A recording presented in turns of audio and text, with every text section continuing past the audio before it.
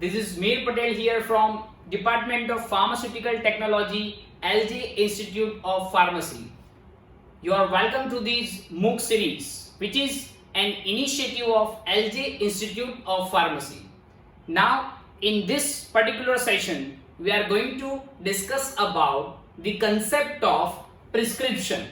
So, the very first question there may be in your mind that what is the meaning of prescription? So, if we start with the first simple definition part, a prescription is a written order by a registered physician directing the pharmacist to prepare or dispense pharmacological agents for the diagnosis, prevention or treatment of a disease. Now, in the next part we can say what are the types of prescription. So majorly we can divide the types of prescription in two parts. First one, that is pre-compounding prescription. Second one, that is extemporaneous prescription. Now, when we think about the pre-compounding prescription, we can say that prescription for already prepared drug, and that is the simple example, capsules of ciprofloxacin 500 mg, that is considered as an example point for this particular type of prescription. Wherein second case, you can target this word extemporaneous prescription. The pharmacist prepare the medication according to the drugs and dosage directed by the physician. So that is the second type. Now, what are the types of prescribing? That means different kind of prescribing methods are there. In the very first method, you can say that is rational prescribing. Second one, that is irrational prescribing. Second one, that is irrational prescribing. Third one, that is common irrational prescribing concept. Now, if we go through the rational prescription technology, in that case we can say appropriate diagnosis and indications are included into the prescription. Then drug and its dosage forms are included into the prescription. Appropriate duration, route of administrations are considered under the prescribing technique. In the irrational prescribing method, we can say when medically inappropriate, ineffective, economically inefficient drugs are used, it is called irrational prescribing.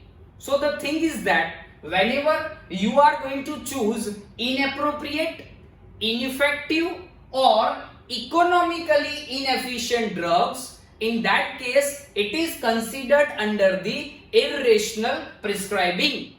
Now, moving forward to the next part of the prescription, that is the different four parts of the prescription which we are going to discuss. So, there are certain segments which are very important as a part of prescription. So, in that case, you can see this specific number we have to mention. Second thing, prescriber information. Third thing, that is patient information. You can also see that date prescription component, superscription, subscription, special instructions if it is there, that we can mention at this particular segment. Now, one another part you can identify, that is signa, in which directions for the patient are included in that particular portion. One of the very important component you can see, that is the part of inscription. That is the part of instruction. We are going to discuss in detail about this particular parts. So moving forward to the parts of prescription, with the very first point you can identify, that is the concept of date. So to know when the medicines were last dispensed, it is a very important point. Suppose in case of narcotic drugs, this one is considered a very important parameter in different kind of legal cases. So this date point is much more important into the part of prescription to prevent the misuse of the drug by the patients. So obviously some kind of drugs may create addiction into the patient. That's why we have to mention date into the prescription. Second part you can see, that is superscription. It is the ultimately information about the prescriber.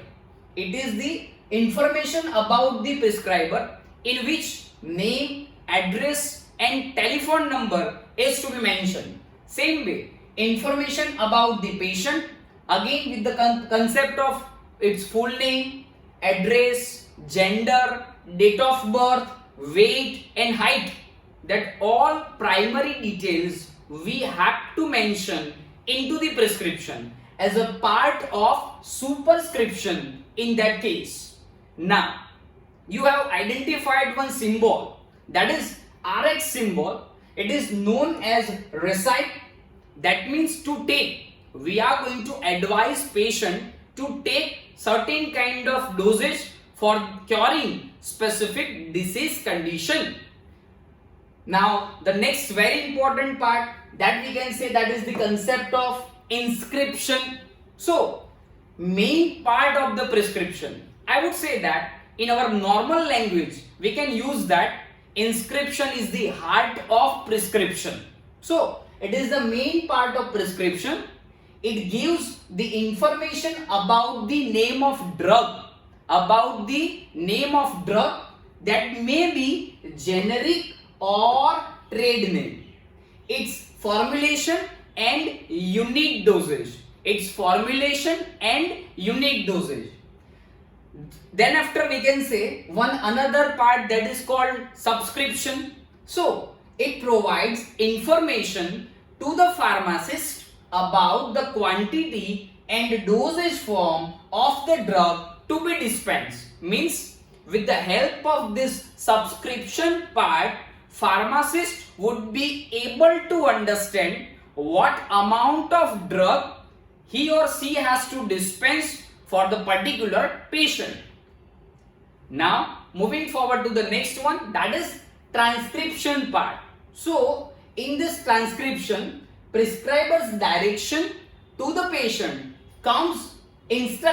contains instruction about the amount of drug and time frequency of the doses to be taken is written.